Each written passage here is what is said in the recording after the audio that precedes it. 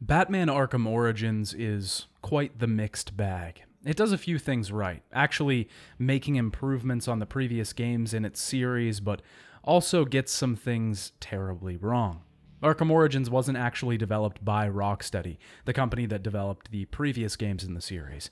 It was developed by WB Montreal. I think this is where most of the trouble comes in. The game seems like it can't quite decide whether it wants to be a new and innovative entry into the Arkham series, or just retread on the same ground that Arkham City and Asylum laid. It seems to have a bit of an identity crisis. Some areas are improved, some genuine upgrades have been made to the systems, the fighting feels great, and some of the mechanical additions are welcome. On the other hand, there are areas that are just inferior to the previous entries. The open world is quite inferior to especially Arkham City's. It feels too large and lacks the inspiration in the objectives that fill this open world. The boss fights feel repetitive and poorly designed. Then there's all the mediocre, the things that just stayed the same or weren't very remarkable. Most of the collectibles feel like they were just pulled directly from the previous game. A lot of the gadgets and mechanics also feel like retreads or what we've done before. While there are things that I don't like about the game, there are some things that I really love. I definitely can't give it the same praise that I did Arkham City or even Arkham Asylum, though. The game wasn't received very well upon release, and honestly is mostly forgotten in general conversations about the Arkham series in general. I don't usually hear people talking about this entry to this day, and it doesn't generally get the same treatment in re-releases either. Most people refer to the Arkham games as the Arkham Trilogy, completely leaving Origins out of the conversation. I had never actually played the game until making this video, so I was interested to see what all the fuss was about. I remember skipping it when it released because I just heard that it wasn't that good. So I want to take a deep look at this game today. I want to see whether it has stood the test of time. I want to see if the original reaction to Arkham Origins was right, or if I just missed out on a gem. We'll be taking a look at mechanics, story, and everything in between. If you haven't seen my previous videos on the Arkham games, you should probably go check those out now. They'll provide you some good context for the evolution of the series and how it ended up here. If you enjoy the video and want to support the channel, give this video a like and subscribe to the channel, as it really helps me out so I can continue making these videos in the future. You can also subscribe to my Patreon, where I give early access to my videos, longer versions of my full series retrospectives, and rambling text post updates. You can also follow me on Twitch, where I play games that I'm not currently reviewing. Spoilers for Batman Arkham Origins. Hey Dad, it's me, your favorite son, and today I'd like to talk about Batman Arkham Origins. Warner Brothers originally wanted Rocksteady to develop a prequel to the Arkham games based on the Silver Age of comics. This game would have included all the big Justice League names: Superman, Wonder Woman, Green Lantern, and The Flash. This plan was obviously changed, as Paul Dini was not chosen to write the next game in the series. Rocksteady began work on a sequel to Arkham City, but Warner Brothers still wanted a new Batman game before they finished development. They realized that they wouldn't be able to make money off this cash cow for a couple of years, so they decided to have their Montreal studio produce a prequel. Warner Bros. Montreal had already worked on the Wii U version of Batman Arkham City Armored Edition. This version of the game incorporated the gamepad quite a bit to enable another level of immersion with the gadgets of the Arkham world. This version of the game got pretty decent reviews and it was well received. So WB Montreal already had experience working on the series. This meant they were already familiar with the modified version of Unreal Engine 3 that Rocksteady had used for the previous two games. To this end, WB Montreal decided not to modify the combat that much for this entry. As the old adage goes, if it ain't broke, don't fix it. The team wanted to explore an earlier side of Batman with this entry, which is why it was made a prequel. They wanted to detail the parts of Batman that were not yet formed. While the previous two games were an experienced, knowledgeable Batman, this was a newer, unevolved version of the character. The team took a lot of inspiration from different comics for this entry. The most obvious influence is from the story Batman Year One. The game was described by the team as Batman Year Two. Bruce was still early in his vigilante career, but wasn't brand new. They also took elements from Batman the Man Who Laughs, Batman Turning Points, Batman Legends of the Dark Knight, and Batman The Long Halloween, all of which I read for this review. Most of these, aside from Legends of the Dark Knight, deal with either the beginning of Batman's career, the origins of his villains, or the development of his relationships with other characters. A lot of these tell the beginning stories, the ones that the developers wanted to tell with Arkham Origins. Duma Wenshu, Ryan Galetta, and Corey May all wrote the game's story with input from Jeff Johns. He's left quite an imprint on comics history, having written for JSA, The Flash, Action Comics, Flashpoint, some Batman runs, and most importantly, his epic run for Green Lantern. The team had decided to go with a mostly different voice cast for this prequel, as they wanted voices that sounded like younger versions of these characters. Roger Craig Smith was chosen to be the new voice of Batman. Smith is most known for voicing Chris Redfield, Ezio from Assassin's Creed, and Sonic. Troy Baker was chosen to voice the Joker, who's most known for voicing everything. By January 2013, work on the game was mostly complete. The developers just needed to put the finishing touches on the product. Batman Arkham Origins was released on October 25th, 2013 for PlayStation 3, Windows, and Xbox 360. A few notes before we get into things. For my previous two videos on the Arkham series, I played the games on the PlayStation 5. These were the most available and updated versions of the games, so it just made sense. Arkham Origins has been kind of forgotten about when thinking about modern consoles or updated versions for audiences to enjoy. The only way to play the game on the PS5 is through the streaming service that PlayStation offers. I did try this for the first few hours of the game, and it just wasn't really for me. There was a slightly detectable delay in controls, and the game just seemed to look really poor. I decided to get my footage for Arkham Origins on the PC version of the game, which looked great and mostly played great. There were a few performance issues from time to time, just slight bugs here and there, but nothing to be concerned about. The second thing I'd like to mention is the structure for this review. There's quite a lot of side content that Arkham Origins has to offer. Because of that, I'll first be talking about the main story of the game, going through all of the plot beats and analyzing the tale that the game decides to spin. I'll also be talking about the mechanics of the game, the changes made, and how it's played. Then, at the end, we'll go back to talk about all of the side content that the game has to offer. We'll then be finally talking about the DLC, Cold Cold Heart, to cap the video off. Arkham Origins begins with Bruce walking into the Batcave, surrounded by the very same flying creatures that he emulates. We hear a news report of a winter storm on Christmas Eve. This game, like the others, takes place over the course of one night, specifically Christmas Eve into Christmas morning. This game actually takes place about 8 or 9 years before Arkham Asylum. This is during Bruce's second year as Batman. He isn't quite the man that we would see in those games. He isn't renowned throughout the city as the terrifying symbol that he would become, or even the inspirational one. He still isn't that well known. People are still just finding out about the mysterious Bat. That's a common theme that we'll see throughout the course of the game's narrative. The news also reports that Calendar Man, Julian Gregory Day, has just been put away after going on a massive crime spree, and Police Captain Gordon denies the rumors that claim the existence of the Batman. Clearly, this is a time long before Gordon and Batman are working together. We will see this very present throughout this story. Of course, we know that one day these two would work together very well. They would become partners, incredibly close, and Gordon would assist Batman taking down the greatest of villains. But here, they don't even know each other. Alfred brings Bruce a dinner, and we see a family portrait in the reflection of the silver. Bruce is then alerted by police scanners that Commissioner Loeb has been taken captive by a villain named Black Mask. Batman suits up, and it's time to head out. He uses his Batwing to head to Blackgate Prison. I really like this intro a lot, something that this game shares in common with the first two. It doesn't have the interactivity that the others did, but this cutscene really sets the tone for the game very well. It uses clever framing and shots like the reflection off the platter lid to showcase Batman's family. This also shows that those happy times when Batman was a normal child and not a traumatized adult are still lurking in the back of his head.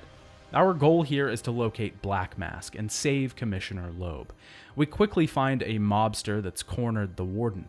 The interesting thing about this world is that not many people know about Batman. The Warden points him out to the mobster, and he doesn't believe him. The Warden is just as scared of whatever this terrifying man dressed up like a monster is. In the present day, people would be relieved that Batman was about to save them, but at this time, it's exactly the opposite. We eventually fight some of Black Mask's men and corner one of them to get some information on where Commissioner Loeb is being held. We find out that he's heading to the execution chamber. We make our way through the prison, eventually finding Vicky Vale to be locked inside. She is a prominent news reporter for the city of Gotham. Eventually, we find out that Black Mask is working with Killer Croc, taking Loeb to his death. We find their destination, the electric chair chamber. The commissioner is stuffed inside and gas is pumped into this chamber. Batman is unable to save him. We find a crashed drone, one that Black Mask's men were using. The memory card inside could prove incredibly useful, so it's time to take it back to the Batcave. On the roof, Black Mask makes his escape, and it's time for our first boss fight, Killer Croc. Before we get to this fight, we should probably talk about the combat in Arkham Origins. I won't talk about combat too in depth because it's, for the most part, the same as Arkham City. Our basic moves are all still here though. We attack enemies and generate combos to be able to use extra moves. We can counter enemies to continue the combo. As long as we don't get hit or miss an attack, the combo stays going up. Once it gets to a certain amount, which can change with upgrades, we can use automatic takedowns or special moves that take down enemies on the ground, and powered up versions of our gadgets. This is just as smooth flowing as the previous games. The free flow combat is as good as ever. It feels incredibly smooth and fun to destroy groups of enemies and try to plan our moves as fast as we can. We constantly have to adjust to where enemies move and go with the flow of battle. Combat will change quite a bit throughout the game when we get certain gadgets, but for the most part, it's incredibly similar to Arkham City. This is probably my biggest problem with the game in general, that it's so similar to the previous games. The reason why Arkham Asylum was good was that it introduced a really good new system that innovated on the genre. It changed the game for these types of experiences. It left a legacy that we still feel to this day. Arkham City innovated on that concept in every way it could. It upgraded all of the systems and made them just a bit better. Arkham Origins honestly doesn't feel like it does much new with the system. There is one way that it upgrades the combat that we'll talk about later, but even that doesn't make a drastic change to the gameplay. We will get some more gadgets that will change some gameplay later, but we'll talk about those in a bit.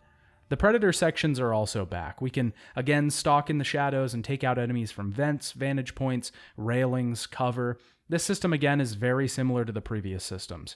Not much has really been changed here, and there's not really a lot new here to be talked about. Is it still fun? Sure, it's a good time, but it doesn't really feel like an innovation or an upgrade, just more of the same. This fact is made worse by the knowledge that another studio made this game. It wouldn't really be that bad if Rocksteady had made another game and it turned out very similar.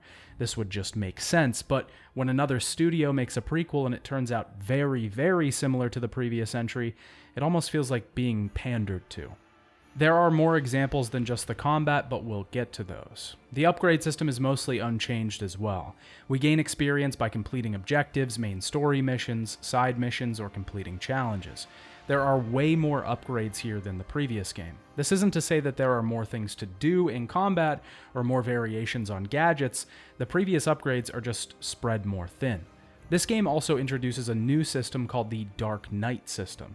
These are different challenges that we can complete to unlock new moves or variations on upgrades. These are good challenges, and I do like this system in general. Each track has its own set of challenges, which can range from completing different moves in combat to completing AR missions.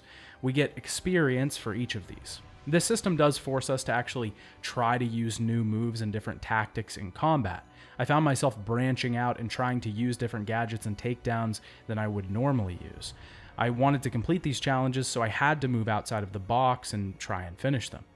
The only problem I actually have with them is that we have to complete each challenge in order. This possibly causes us to get locked out of one if we haven't completed the side mission to get that move yet, for example.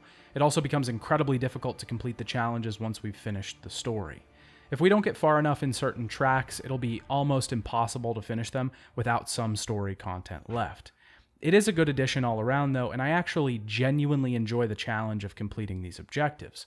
The combat overall is good. It feels just like the previous entries for the most part, but that's most of its issue. It doesn't make any large leaps forward. It doesn't try to change too much. This is its downfall because not trying just feels like a repeat of last time. I do think the game makes up for it in other areas. I still think it's fun and it feels just as good as Arkham City, but that's all. Just as good. With all that in mind, we jump back to our boss fight with Killer Croc. This is clearly a much younger version of Croc than the one that we see in the first two Arkham games. He's also much smaller and less comic book-like. This is kind of the case for most of the character designs in Arkham Origins. They're a bit less fantastical and a bit more realistic. I'm not a huge fan of the aesthetic in the game in general. It's a little bland and not as colorful or as comic-like as the previous games. The game does look good though. Graphically, it's pretty sharp.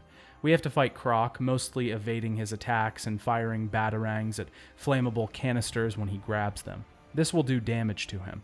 There aren't a lot of mechanics to this fight because it's our first one, and the game is still trying to teach us how to play. Batman tries to get Black Mask's location out of Killer Croc, but he only reveals that the villain has assassins out looking for Batman, and there's a bounty on his head.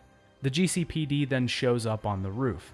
Batman is still technically viewed as a menace to the city at this point. This is early enough in his career that he isn't a known person yet. He's still considered to be somewhat of a person with too much power. He's going over the police's heads, and that's just not allowed. Not yet, anyways. We arrive back at the Batcave, greeted by Alfred. Here we can review the chip from the drone. There are 8 assassins after Batman tonight, hired by Black Mask to kill him. Slade Wilson, aka Deathstroke, a one-eyed former military man who was experimented on. Garfield Linz, aka Firefly, a pyromaniac obsessed with flames who's covered in burns from his hobby. Copperhead, a more mysterious assassin who Batman isn't familiar with. Floyd Lawton, aka Deadshot, an expert sharpshooter who can do just about anything with bullets. Lester Buczynski, aka the Electrocutioner, a street punk that uses his homemade shock gloves to take down the people who stand in his way. Shiva, a master assassin who looks for new targets to test her skills on. And finally, Bane, a man imprisoned since birth. All of these assassins were approached with the offer for $50 million to kill the Batman. This would lead us to believe that these assassins will be attacking us throughout the night, and we have a pretty good structure laid out for the story from the beginning. We'd be led to believe that these would be the 8 bosses we'll fight throughout the story. That's not exactly the case though, and Arkham Origins just kind of forgets about this plot about halfway through the game, but we'll get to that later. Alfred is concerned about Batman and tries to convince him to stay in the Batcave all night and wait it out. Bruce, of course, doesn't want to do this, as they would use innocence to get to him. Batman thinks that the Penguin was trying to track Black Mask with the drone that he found, so he needs to find him at Jezebel Plaza. We can take the Batwing into Gotham. The Batwing is a new addition to this entry and is actually our fast travel for the game. We can use it to drop into different districts and get around the island faster. I don't really mind this too much for Arkham Origins, but that's only because the island of Arkham Origins is split into 2 places, the North Island and the South Island. If we had to use the grapnel gun to get across the very long bridge that connects these 2 islands every time we wanted to travel from one to the other, it would be repetitive and tedious.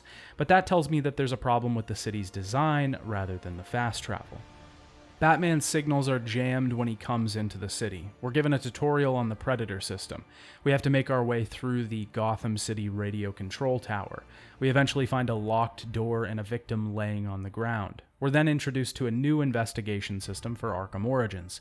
This is an evolution of the previous system where we would investigate small areas to look for clues and usually give us a trail to follow or leads to go off of.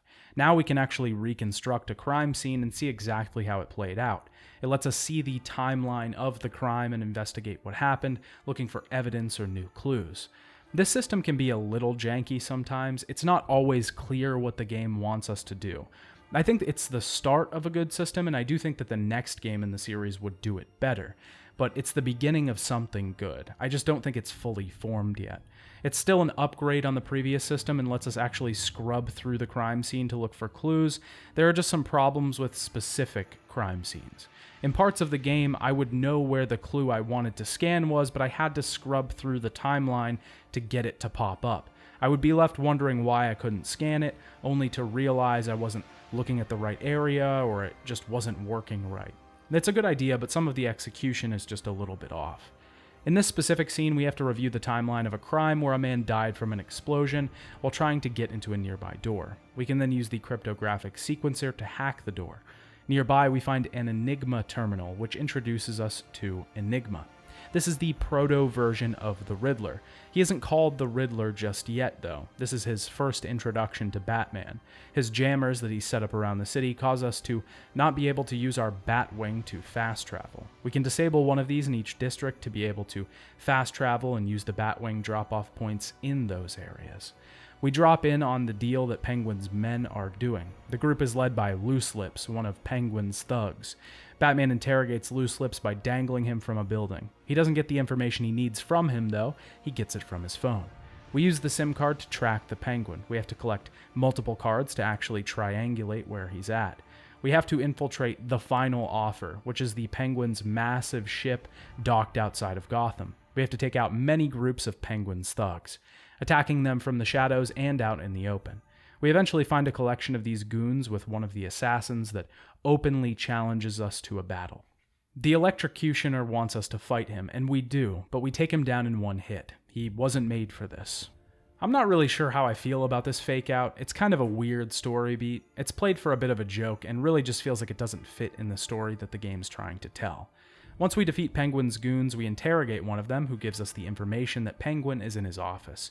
He tells us we won't get past Tracy, though. This is Penguin's assistant, who we find deeper in the facility. Batman does some good old-fashioned woman abuse and locks her in a cage. Penguin is currently torturing Alberto Falcone. Penguin tells us that someone broke into Black Mask's safe house, but before we get anything more out of him, someone traps Batman. We're then in a fight with Deathstroke himself. Deathstroke is a pretty big character in the Batman story. He often appears in comics outside of Batman as well. He's a bigger name when talking about DC Comics. Slade Wilson, who goes by Deathstroke, was in the military and became part of a top-secret super soldier program. This gave him better agility, endurance, healing, strength, and intelligence. This enabled him to become a mercenary and quickly rise as one of the top assassins in the world, hence why he's currently tracking down Batman. We now, of course, have to fight him. This is our first real boss fight of the game, as Killer Croc was mostly just a warm-up.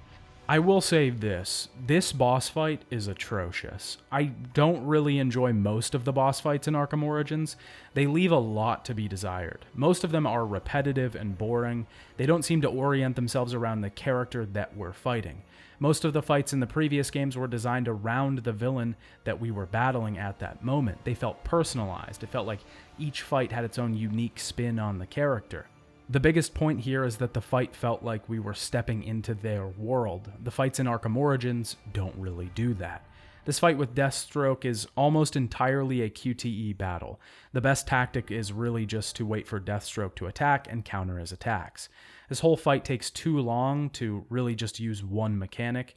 There are some other things we can do, but Deathstroke will basically counter every attack. It just goes on and on. It really doesn't do anything interesting and is just all around unimpressive. Penguin tells us to leave once we defeat Deathstroke, and we get the Remote Claw. This is technically a new gadget for Arkham Origins. It allows us to create lines across rooms that we can walk on, zipline from, or use to do takedowns. These can only be placed on Remote Claw anchor points, though. It's really just the upgraded line launcher from previous games, except that it's fixed to only being able to use it on anchor points. We can upgrade it to be more useful in Predator sections, which is interesting, but again, it just feels like a repeat, not a new addition. We have to head to Lacey Towers next. It seems that Black Mask has been found dead there, but that doesn't make much sense. There, we have to reconstruct the crime scene. Someone killed Black Mask, and the cops think that it was the Penguin. We find the body with a black mask on it, but he can't be identified due to the burns. Roman Sionis, the man behind Black Mask, should be the body there, but we aren't sure. His girlfriend is dead too, strung above from a chandelier. We eventually find the Penguin's fingerprints, but he was here after the murder happened. After constructing the entire crime scene and looking at all of the evidence, we realized that Roman's girlfriend was sending texts to him about someone called the Joker. At this point, Batman doesn't know who this is. He must be a new criminal in town. It seems like the person that shot Roman was attacked after shooting him. Batman has DNA samples that he can use to identify the people in the room, but he needs access to the National Criminal Database before he can use these samples to cross-reference with. That means that we're going to have to infiltrate the GCPD. When we head back to the Batcave, we find that Alfred has prepped a new gadget for Batman, the concussion grenade. This weapon was originally made for Batman so that he wouldn't harm any GCPD officers, but Batman later throws away this worry because the police force is corrupt.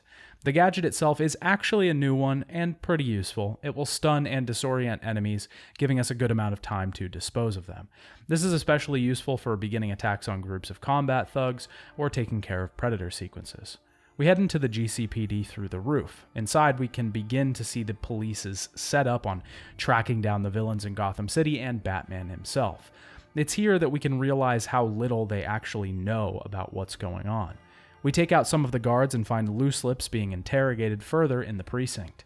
He tells us that there's a disruptor in the evidence lockup that we can use. We need this to disable the locks on the security consoles around the precinct. Getting these doors open will allow us to access the GCPD servers, letting us tap into the National Criminal Database. We have to head deeper into the building, though, to get to this evidence locker. The Disruptor is another repeat gadget from Arkham City. It really basically does the same thing as the Disruptor that we get from Freeze. It can disable enemy weapons so that they can't shoot us in combat. It can also disable jammers that will allow us to hack security consoles and open doors, or explore further areas in the world. Once we get into the sewers, we meet Barbara Gordon. This is Captain Gordon's daughter. Barbara is usually depicted as someone who knows a lot about tech, and that's no different here. Except now, she says some real dumb shit like, "Cool poem box. You're bypassing the network security. Cool poem box. Epic pwn box, Batman. Epic hacksaws pwn hacks pwn epic. Barbara eventually would become Batgirl and in the comics would be paralyzed by the Joker after she's shot. She then would continue to help Batman in a tech advisor role as Oracle. Here, she's incredibly interested in what Batman is doing and helping him in his endeavors. Before he leaves, she asks him why he does what he does, and he says because he made a promise. Barbara will obviously become very important to him later, but for now, she's just inspired. Inspired by Batman, inspired by the symbol, inspired by what he's doing for the city of Gotham. She believes in him. We eventually run into Gordon, who tries to apprehend Batman. Batman tells him to get out of the way and that he's on his side. Gordon's main qualm with Batman is that he doesn't work with the law, that he hurts people when taking them in, and that Gotham doesn't yet respect him. He hasn't earned it. Gordon tries to have his men take Batman down, but he drops a smoke pellet and disables the lackeys around him. We head outside the building. We now need to get into the sewers to access the GCPD servers once again. Inside the sewers, we find some new enemy types. This is the biggest change that Arkham Origins actually makes to its combat. It does vary the attacks that we have to defend against and makes us actually consider our moves, forcing us to use new gadgets and abilities against our foes. Specifically, there's a new enemy type that is more agile, forcing us to counter more often than once per attack. The new enemy types are a genuine addition that I have to give the game credit for. We eventually get access to the database, which gives us the real story of what happened in Lacey Towers. Black Mask sent his girlfriend to his safe house after he found out there was trouble. He then sent a decoy into the safe house just in case someone was trying to get to him. The decoy and Roman's girlfriend were killed. Roman tried to attack the killer, but was captured so that the assailant could get the money that Sionis had. The place was then burned to cover up the evidence. Roman was forced to kill his own girlfriend. At this point, we realize that Joker is the one that has Black Mask captive. This mysterious new character in Gotham has taken Black Mask and is trying to get his money. Batman tells Alfred to dig up any information he can find on this mystery man, while we have to head to the Gotham Merchants Bank. Heading outside, we run into lackeys of the Mad Hatter, a villain that Batman hasn't been introduced to yet. This is actually part of a side quest though, so we'll talk about this in the next section. We head into the Merchant's Bank from the roof. We can see some classic trademarks of the Joker inside the building. When we reach the vault, Black Mask has a woman captive, a bank worker. He says he doesn't know the Joker, but his captive is revealed to be Roman Sionis, who he beats to a pulp. The captured woman begins to grow a smile on her face, and the man behind the mask is revealed to be the Joker himself, the beginning of his long-running relationship with the Batman. Joker actually took over the Black Mask days ago and took over his empire to put the hit out on Batman. After this point, most of the game becomes about the Joker rather than the plot that was set up at the beginning of the game. I will say briefly that what the game does with the Joker is really good. It develops the character quite a lot and digs into his psyche pretty deep, but I feel kind of conflicted about this twist. On one hand, I do like the red herring setting the game up to be about one villain and his hired assassins, but on the other hand, I don't like the fact that the game just kind of throws away the plot from the beginning for another one. It's an odd feeling, and I think that I end up somewhere in the middle. I like the twist for what it is, and I think it's probably a good direction to go in, and I also can't fault them for wanting to dip back into the Joker and explore his origins. But I also wish that the game would have tried to focus on somebody new. I wish it would have left the Joker for a reference or an end-of-game reveal. I wanted it to really focus on someone else and explore another villain as its main stage. Again, though, I do think that the story does some great things with this twist, and it does take the game in a good direction moving forward. The woman is killed by Joker's toxin, and he laughs in the face of her death. He shoots Batman multiple times and makes his escape. When Batman wakes up, the woman is dead beside us. We end up heading out and finding that Sionis has a pacemaker installed. He was also following the Joker, so now we have to find Sionis to figure out what the Joker has in store. At the Sionis steel mill, we find Roman himself. Batman frees him, but Copperhead is watching over us. Roman wants to kill the Joker to get him back for what he did to his life and his family, but Copperhead jumps in and gets Batman with her poison. It will kill him in a few minutes if he doesn't deal with it. We have to scan the poison so that Alfred can quickly develop an antidote. As we head through the halls of the steel mill, the poison begins to make Bruce hallucinate. He sees Alfred scalding him for his life choices, telling him that he needs to change his ways and live up to the Wayne family name. We also see Commissioner Loeb guilting Batman for not saving him. This is the personification of Batman's fears, guilts, regrets. It's the inner parts of his mind made whole, made real. It clearly resembles the hallucination sequences from the previous games, including the Scarecrow portion of the first game. We're then forced to fight Copperhead. There are multiple copies of her throughout the room that we have to battle. The real version will jump out of the shadows, which we can do damage to. Again, this fight is just very boring. It's basically the Ra's al Ghul fight from the last game, but just one small part of it. There's not really much here, and it's just kind of bland. We get the antidote at the end of the fight, and Batman incapacitates Copperhead, since he's now at full strength again. Copperhead says that all of the assassins are meeting at a location with the Joker. Batman says he already knows the location, though, and Alfred begs Batman to come back to the Batcave for some medical attention, but he refuses. Batman can track the electrocutioner's gloves to find Joker. We track the Joker to the Royal Hotel. The cops in Gotham are corrupt, that much has been made clear to us. They're used to working with Black Mask, who they still currently think they're working with. They don't realize that they're actually working with the Joker. Heading through the Royal Hotel, we can eventually find the security room and spy in on Joker's meeting with his assassins, the remaining ones anyways. Joker takes his mask off and reveals who he truly is. He pushes Electrocutioner out the window when he speaks out against him, and he happens to land right beside Batman. He tells the assassins to head out and kill Batman, but Bane decides to stick around and use the Joker as bait. Since Batman is coming for him, he can sit by and wait for him to arrive. At this point, we get Electrocutioner's shock gloves. This is probably the biggest change to gameplay in the entirety of Arkham Origins. These gloves, first, will let us activate panels and machines, specifically ones that unlock doors or use lifts.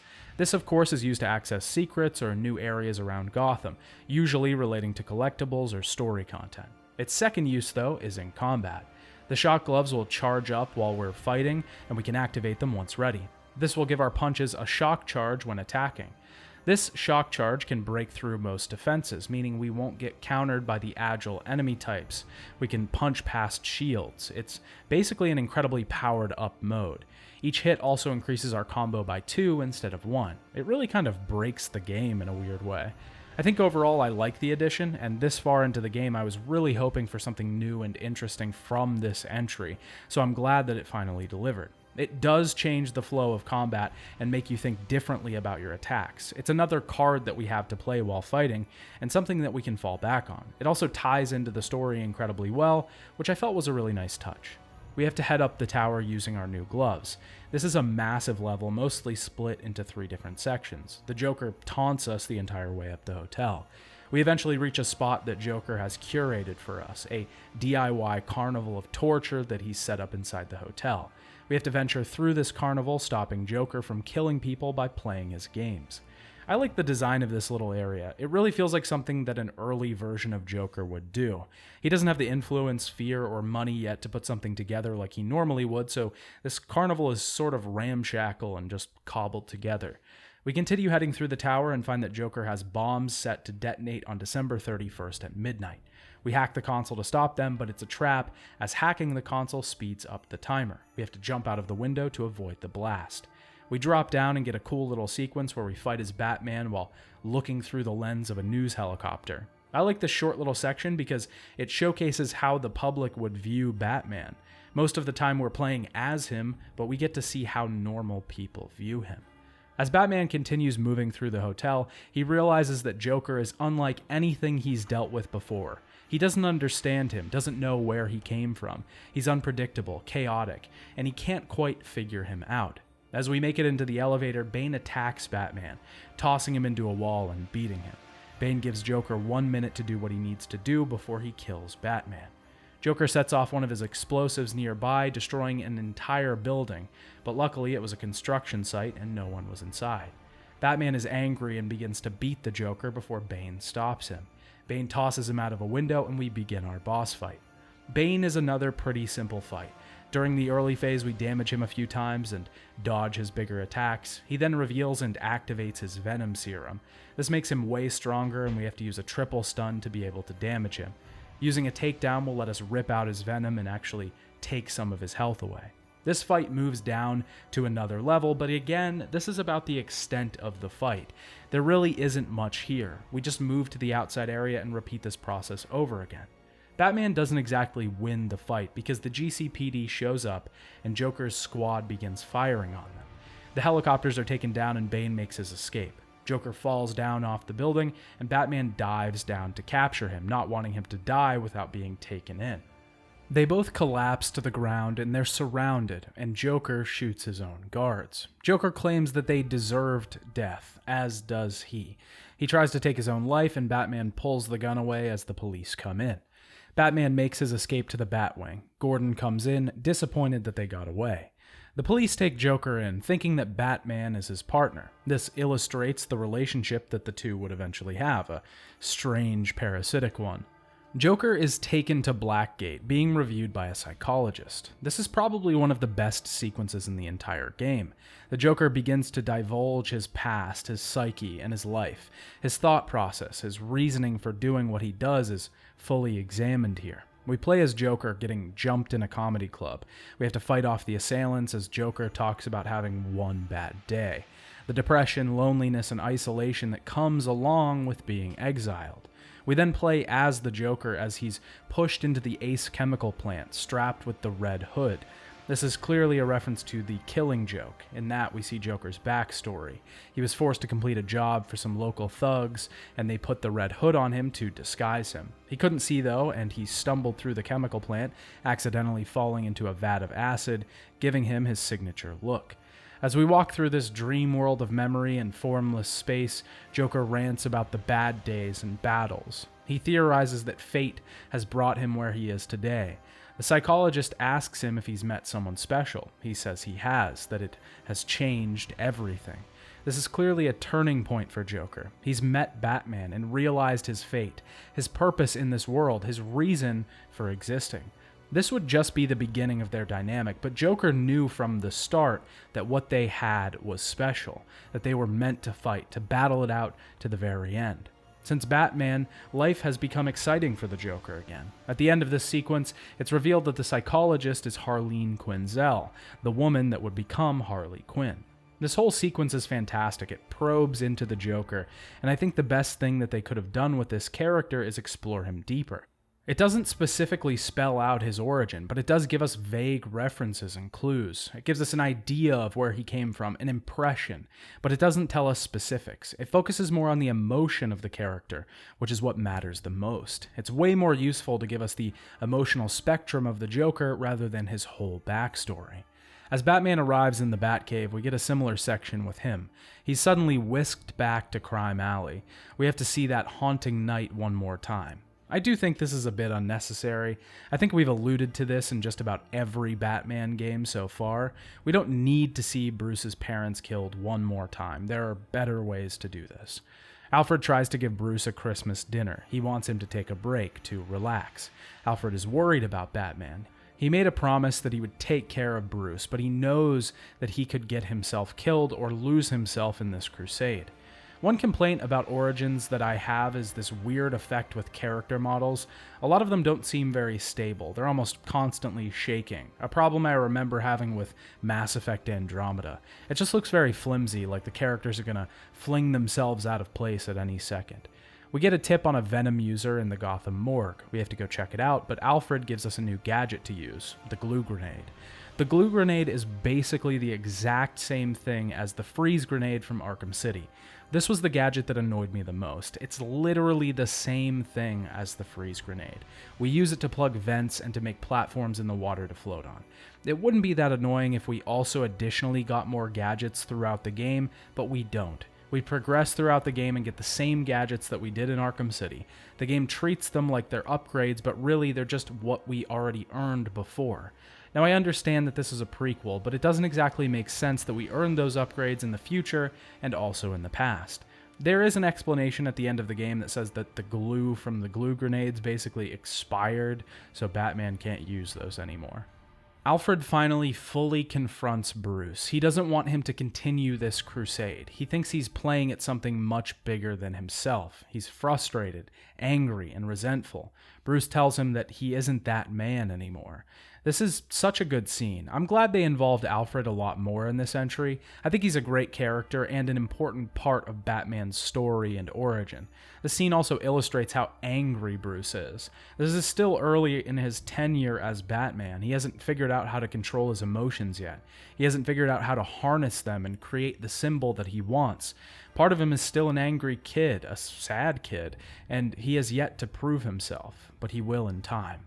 We're watching a young man go through his arc, with the knowledge that he will one day become what we've already seen in Asylum and City. Alfred, who do you see when you look at me? The boy whose shoes you used to tie every morning? The teenager you drove to his first date?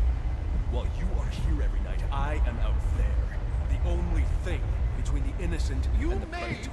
No, not may be. I am. When the mugger or the thief stops to think twice, that is fear. That is what I am. That is why they hired assassins, because I am the reason the criminals breathe easier when the sun rises. So no, Alfred, I am not in over my head. Tonight will not be my end, but it will be theirs. We have to head to the morgue where we find the Venom user dead. We have to analyze the scene and find a computer nearby. This tells Batman about Venom and also reveals a tracker on Bane. This leads us to Bane's hideout where we find loads of information on Batman. Here we find out that Bane already knows who Batman is, Bruce Wayne. This is obviously big trouble for him. If anyone knows who Batman is, it kind of ruins the whole thing. It makes Batman no longer a symbol, a faceless man who has risen up. It wouldn't inspire people like it had before. Batman tells Alfred to hide out in the Batcave while we make our way back. On the way, Firefly begins his attack on the Pioneer Bridge. We find Gordon in the bridge, and Batman finally realizes that he needs him. He tries to bring him over to his side and tells him he needs to stay back while he brings in Firefly. If people try to stop him, they could die when Firefly explodes the bridge. We have to start disabling bombs around the bridges, massive caches of explosives that could bring down the entire structure. For some reason, these hacks require us to find 3 phrases. It's really unnecessary to have us do this 3 times. It just gets repetitive with each one. Gordon still won't help us open the south gate. We have to disable the other caches of explosives. We finally get through the gate and get to face the pyromaniac himself. This fight isn't that bad. It does require us to use some extra gadgets and tactics. We can shoot Firefly with the glue gun and use our grapple to bring him down. We damage him each time and eventually get pushed down to the lower level of the bridge, forcing us to climb back up. We have to grapple onto Firefly one final time while dodging his attacks. We punch him and rip his wings off, bringing Firefly down. Gordon didn't give us access to the last bomb, though. He finally talks to Batman, who tells him as much. He realizes his mistake, and it seems like he's changing his opinion. We realize that this whole thing was a distraction, though, because as Batman tries to contact Alfred, he realizes Bane is already in the Batcave. When we get back, the computers are destroyed and Alfred is laying in tatters on the ground below. He breathes his last breath and is dead. Bruce then thinks back to his parents, feeling the same thing that he felt that night, but he won't let it happen again. We use the shock gloves to bring Alfred back to life. I like this moment overall. It's a good story beat and clearly gives Bruce some sort of redemption for what he felt that night when his parents died. But I also think it's a little lessened by the fact that we know Alfred makes it out of this one alive. Alfred is in his hospital bed, finally realizing why Bruce is doing what he's doing and why it's important. The city needs Batman, and he tells him to get back out there, but Bruce can't do it anymore.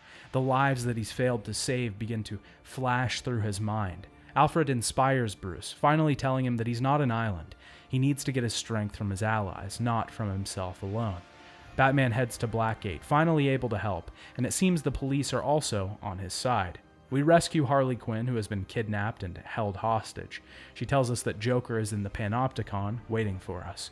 We have to head through the cell blocks to get there, dealing with huge groups of escaped prisoners. We see Deathstroke in here doing push-ups in his cell. After going through more of Joker's little funhouse, we end up at the main event. Joker has the Warden captive, Bane has a heart monitor, and he and Batman have to fight to the death. If they don't, Joker will die by electrocution. This is what he wanted, the chaos that he needed, a reason to go on, a reason to survive, some excitement. We have to fight Bane again. This part of the fight is basically the same as the last time, no real difference. We battle Bane and try to avoid his attacks while using our takedowns on him to take his health away. Gordon shows up halfway through and tries to stop the Joker, but he just brings Gordon in. Now, if Batman doesn't play his game, he'll kill himself and Gordon. Batman realizes something throughout the fight. He has a plan, to use his shock gloves. He'll kill Bane and then shock him back to life. He stops Bane's heart, and Joker is pleased, but he still wants to kill the Warden. But Gordon jumps in front of the shot. Joker escapes, heading off to blow up more skyscrapers and cause chaos. Gordon chastises Batman for killing Bane, but he tells him that he plans to bring him back. We shock Bane back to life, but he immediately tries to take us down. He injects more venom and becomes an incredibly powered-up version of himself. He's a massive, hulking beast. So much power and way too strong. Alfred tells Batman that he only has a certain amount of time. Bane is getting stronger and he'll be able to kill Batman with one hit in 10 minutes. This is our final boss battle with Bane. He will stalk the areas around this room and we can only attack him with stealth takedowns. This works again much the same as the Mr. Freeze battle in Arkham City did. He will adapt to our takedowns and we won't be able to use certain approaches. We can run Bane into electric fences to take off a lot of his health. Eventually we take Bane down. He chases after us and we string him up with the remote claw. Bane gets a shock and it turns out that he forgets Bruce's identity as a side effect of the electricity. It's finally time to head to the Joker and end this. Batman is stopped on the way and about to be fatally shot by a sniper, but Gordon steps in. We have to fight some goons and he helps us in the process. Gordon tells us to head to the chapel. There, Joker is waiting with a detonator, but it doesn't work. We fight him across the chapel, but he can't really fight back. We destroy him, beat him to a pulp. Joker thinks that Batman likes the way it feels to beat down criminals. Joker wants Batman to kill him, and he sees him as a terrifying monster, the same as him. Batman doesn't let the anger take over, though. He controls it. He stops, and gives Gordon his gun back. Gordon still wants to bring Batman in, but he disappears as he looks away. We then get a final cutscene, the aftermath of the incident. Gordon has realized that he let Batman go because of his daughter, Barbara. He used to think he couldn't change the city or the corruption, but now he has a reason to believe he can. Batman made him think that, made him realize that there are things that he can do. Batman and Gordon are finally working together. They can give the city something to believe in. Joker is away in prison, ready to break out and do it all over again, a purpose in his life. After the credits, we see Amanda Waller heading to Deathstroke's prison cell. She offers him a job, seemingly a start to the Suicide Squad. Arkham Origins' story is really good, albeit a bit flawed. The structure of the whole thing leaves something to be desired. By the end, we don't really understand how we got here. It's ultimately a good choice, and I think the writers made the better decision, but looking back at the story, it's weird to see the disparity from the beginning of the game to the end. The setup for the story is essentially just introducing all of the characters that would be deeper explored in side missions. Deadshot, for example, isn't even in the main story outside of his appearance at the beginning on the list of assassins. The direction the story goes, though, is really interesting. It tries to explore the depths of not only Batman's character, but Joker's and Gordon's. It's very well done, and the set pieces, hallucinations, symbolism are very well integrated into the game. It never feels unnatural or useless. Setting this origin as the tone for the entire series is really good as well. It's nice to see where these characters have come from compared to where they are now. Bruce's development over the course of the story also feels natural. It only makes sense that Bruce would start out vengeful and angry, focused on fear over justice. He looks down on the city and the people that commit crimes in Gotham, but he realizes over time that the city needs him, and he needs the city. He has to work with the city, not against it. Gotham becomes a part of him at this point. It almost feels like he's able to move on from what happened to his parents, not fully, but he's in a place where he might be able to forgive for the betterment of everyone. At the end of the game, Alfred tells Batman to come home, but his work is not yet done. There's a lot of extra content here for us to explore, the largest of which is the Most Wanted list. These are side quests that are focused each around one sole villain. Now, these are actually where my problem lies with the game. Before I talk about the weak points, I'll talk about the good missions. There are a couple that are pretty decent. Tracking down Deadshot when he takes down a GCPD helicopter is a pretty interesting side quest. We have to do a lot of detective work to track down his bullet trajectory because he uses ricochets very well. There's also another mission involving the Mad Hatter. This is Batman's introduction to this villain. As he drugs us, we head into a dream world and have to escape his simulation. Jumping around an Alice in Wonderland theme is pretty cool. Having to move through a little obstacle course of clockwork machinery just looks great and makes a fantastic set piece. These missions are the only pieces of side content that are little self-contained stories. Every single other Most Wanted piece of content requires us to travel around the map to points in Gotham that are already shown to us and complete incredibly simple objectives. Destroy Penguin's arm caches, destroy Black Mask's drug stashes, find the escaped Blackgate prisoners, break up the gang fights between the Bird members, disable the Anarchy bombs, find the Riddler informants and the data caches. Every single one is just set points on a map that we go to, fight a couple of enemies, and hit a button. Granted, once we finish each of these missions, there's usually a little boss fight at the end and maybe a little cutscene to deliver us some story. But overall, this side content is incredibly low effort. It's a far cry from the side missions that we got in Arkham City. In that game, each side mission felt like it was tailored to the villain that we were dealing with. Here, it just feels like every single one is the same thing. This is my problem with open world games in general. They started going down a dark path where every single game had to become an open world because it was profitable. This led to every game having this open world disease. They all become node collectors when we look at their side content. Travel to point A, click a button, complete part of a side mission. It's really bad and it's not worth a lot of our time. The Enigma side mission specifically has been just watered down compared to the Arkham City version. We have to get rid of all the network jammers in Gotham. Then we can find Riddler's secret room. We can destroy his server and then have to collect every data pack to get access to the deeper secret workshop that Enigma has hidden. There are a decent amount of data packs in the game, and it takes a bit to find all of them. The data packs are the replacement for the Riddler trophies. He hasn't developed the trophies yet, so the framing device is that Riddler has information, blackmail, on everyone in the city and is going to release it at midnight, taking the city down and giving it to himself. The only problem with these data packs is that a lot of the objectives that we have to complete to get them are exactly the same ones that we find in Arkham City. The developers clearly didn't want to do the work to create new challenges, so just used the ones from the previous game. It's incredibly low effort and just feels like there's no point, especially when we just did that in the previous entry. If we do complete all of these though, we get access to the Riddler's workshop.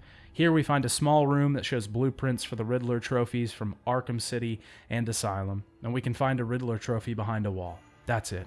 All of that work for basically nothing.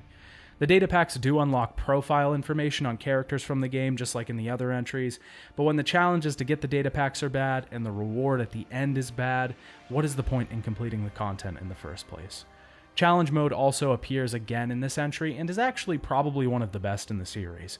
We don't have to access this one from the main menu, we can access it from the Batcave by using a terminal. We can use all sorts of different characters and suits for these challenges, and they're actually really satisfying. It's really fun fighting a ton of enemies, especially when we have shock gloves and just getting our combo up to ridiculous heights. There are also some challenge campaigns in this entry, which are short little stories. There's one specifically called Initiation that follows Bruce as he learned martial arts. Some of these are really cool and really interesting, and the challenge mode is probably better than seeking out the side content. Before I talk about my final thoughts on Batman Arkham Origins, I should really talk about the DLC expansion that was released for the game.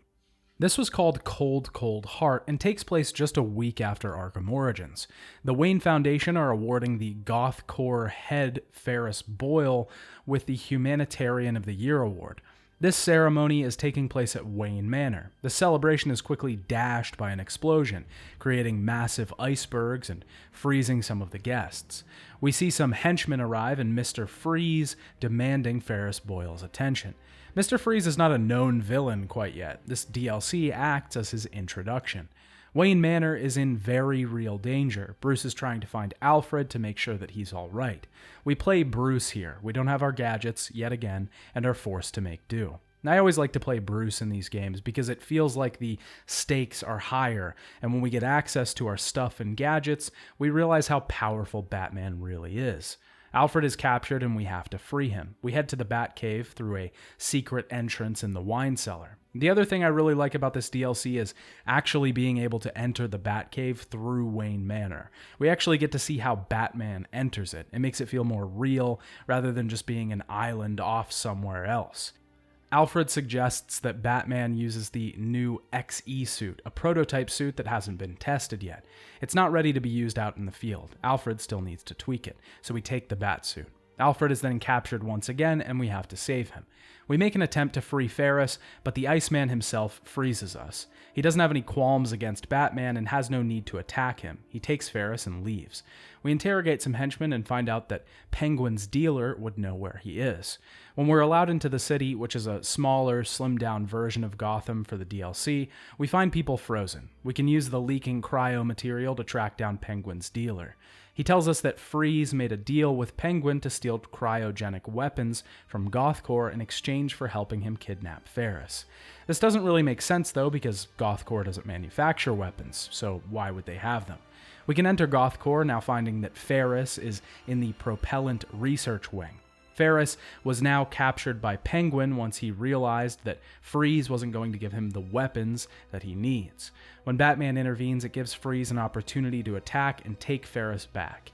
He tells Batman that he has nothing to lose, and Penguin is frozen solid in ice. We learn that Freeze is looking to find a super weapon that Ferris can help him with. The only way to break through the ice blocking the way through Gothcorp is to find the cryo drill that Penguin has at a local club. We head over to the club and Alfred drops in the XE suit, now finally with the finishing touches put on it. This suit primarily upgrades our shock gloves to let us use heat gloves. It has almost the same function but upgrades our strikes against ice-based enemies.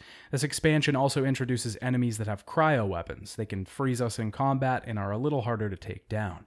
The suit also lets us use thermal charged batarangs, which can allow us to interact with environmental ice objects. The suit is actually a good addition to the expansion. I'm always glad when DLC or expansions introduce more gameplay elements.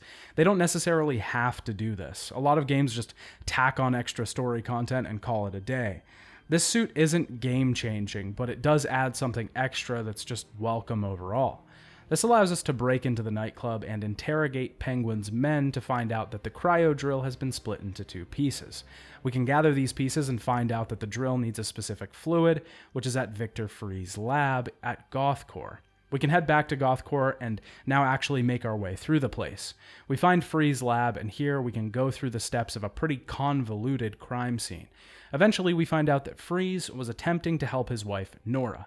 She had Huntington's chorea disease. Freeze was secretly developing weapons for Gothcore. In exchange, Boyle would devote resources to finding a cure for Nora's disease. This deal was wrecked from the start, though, because Boyle was never going to research a cure. Freeze started to look for a cure himself, but Boyle decided to have Nora removed from the lab.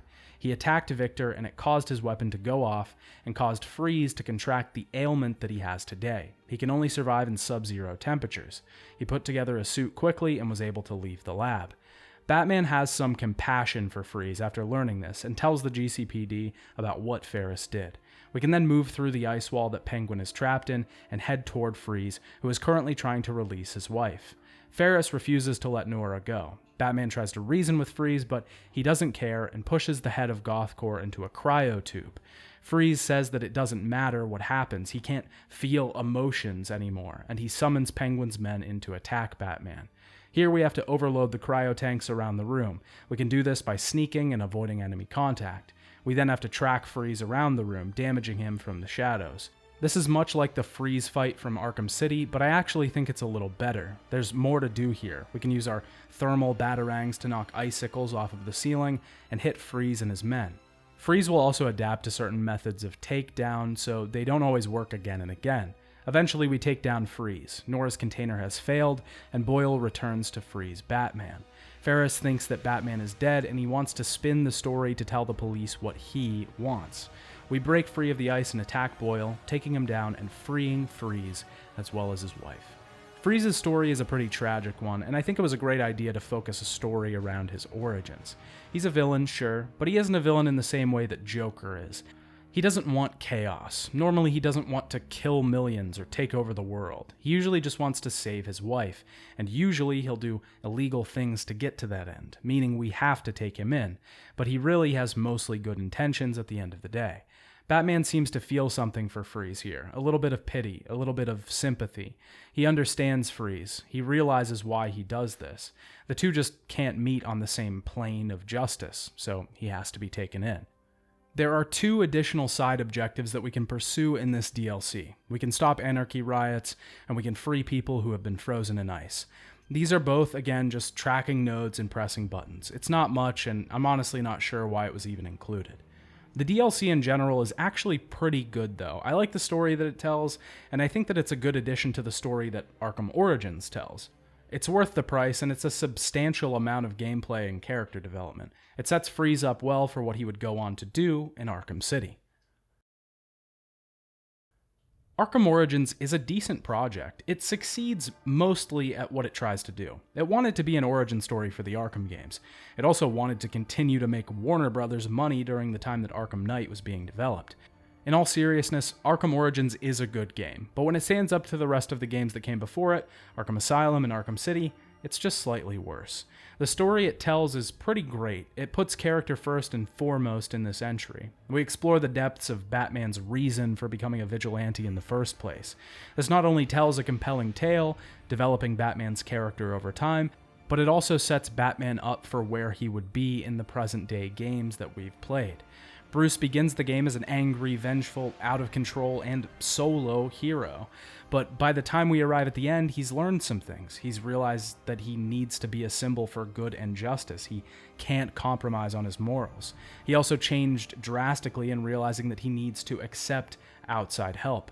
This is something that happens a lot in Batman's stories. It's a recurring theme for his character. The game also creates a hero for us to play later. It sets up Batman for more stories to be told in the future. When we play the next sequel, we will know more about Batman and how he got here. We will know how his mind works, how he acts, and where he came from.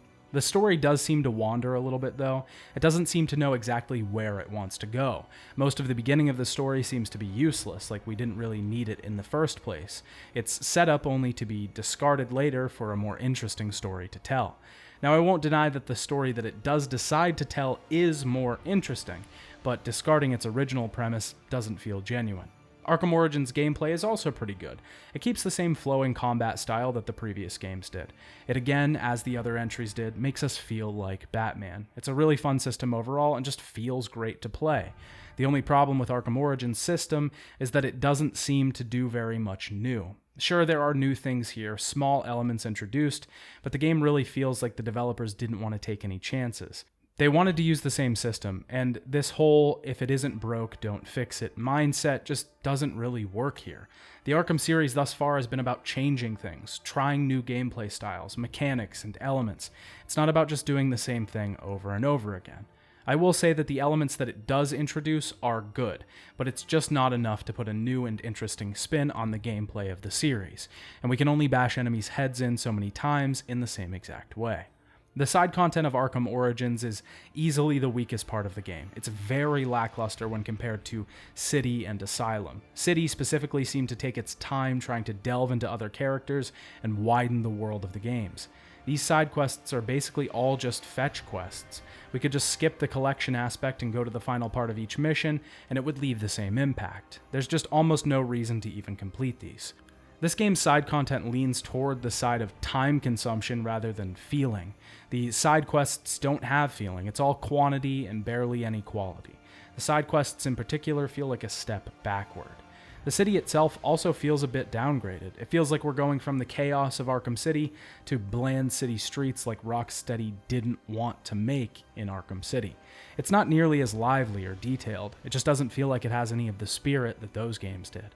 This is all to say that I don't think Arkham Origins is a bad game. And to be honest with you, if you liked the previous Arkham games, I would definitely still play this. It's more of the same, but it just doesn't do it as well. I enjoyed my time with it, but when compared to the rest of the Arkham series, it just doesn't live up. Arkham Origins got mixed reviews on release. It holds a 76% on Metacritic for the PS3 version of the game. Most reviewers cited that the game felt like it didn't really do anything new. Critics also stated that the story was the best part of the game, focusing on Batman's origin was the high point. The open world was criticized for being overly large. Arkham Origins was well-selling during its early time period. It was the top-selling game on the UK charts, but it still ended up selling half the units that Arkham City did. At this point, the sequel to the Arkham series was already in development by Rocksteady, but we'll talk about that next time. Bye, Dad.